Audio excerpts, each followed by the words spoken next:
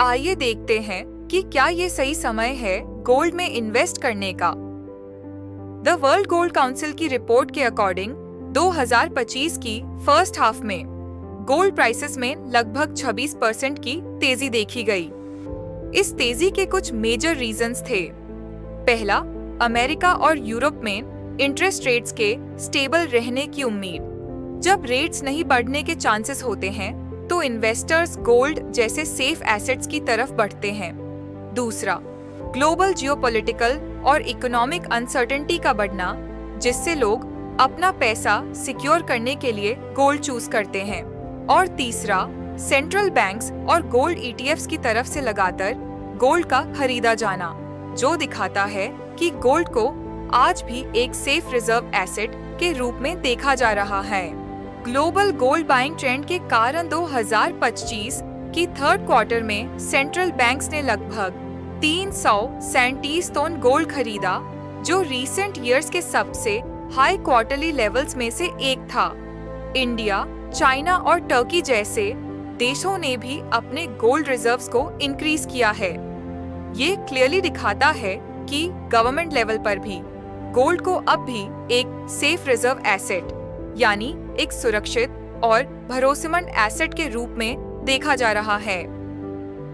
मतलब central banks आज भी अपने रिजर्व्स को डाइवर्सिफाई करने के लिए गोल्ड पर अपना ट्रस्ट बरकरार रखे हुए हैं।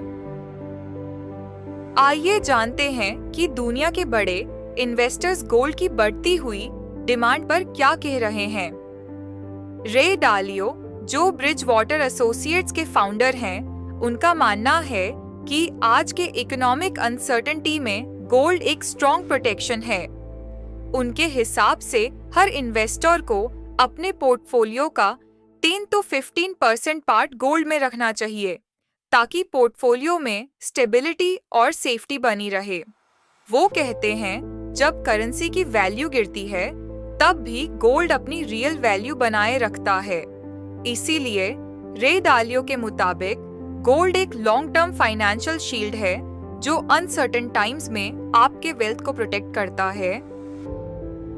वॉरेन बफेट, जो बर्कशायर हैथवे के चेयरमैन और सीईओ हैं, उनका गोल्ड इन्वेस्टमेंट के बारे में कहना है कि गोल्ड बस पड़ा रहता है, कुछ प्रोड्यूस नहीं करता।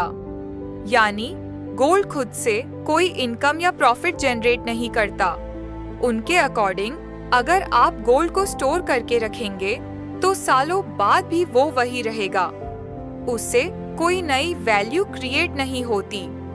इसीलिए बफेट उन बिजनेसेस और कंपनीज में इन्वेस्ट करना पसंद करते हैं जो रियल प्रोडक्शन, एम्प्लॉयमेंट और प्रॉफिट्स जनरेट करते हैं। आप बात करते हैं वर्ल्ड के लीडिंग बैंक्स की, जो गोल्ड इन्वेस्टमेंट के बारे में क्या कहते हैं। गोल्डमैन सैक्स के अकॉर्डिंग 2026 के एंड तक गोल्ड की प्राइस लगभग $4,900 पर आउंस तक पहुंच सकती है। अगर यूएस फेडरल रिजर्व की पॉलिसीज पर प्रेशर बढ़ता है तो प्राइसेस $5,000 पर आउंस तक भी जा सकती हैं। जेपी मॉर्गन के अनुसार 2026 की चौथी तिमाही तक सोने का प्राइस लगभग $5,055 प्रति ऑन्स तक पहुंच सकती है। तो दोस्तों, अब आप समझ गए होंगे, गोल्ड एक ऐसा एसेट है जो कभी पुराना नहीं होता। चाहे सेंट्रल बैंक्स हो या बड़े इन्वेस्टर्स, सब यूज एक सेफ जोन के रूप में देखते हैं। लेकिन क्या अभी गोल्ड में इन्वेस्ट करना सही है? सिंपल जवाब है, ये डिपेंड करता है आपके गोल पर। शॉर्ट टर्म ट्रेडर्स के लिए रिस्क ज्यादा, लेकिन लॉन्ग टर्म इन्वेस्टर्स के लिए गोल्ड एक स्टेडी और ट्रस्टेड चॉइस है।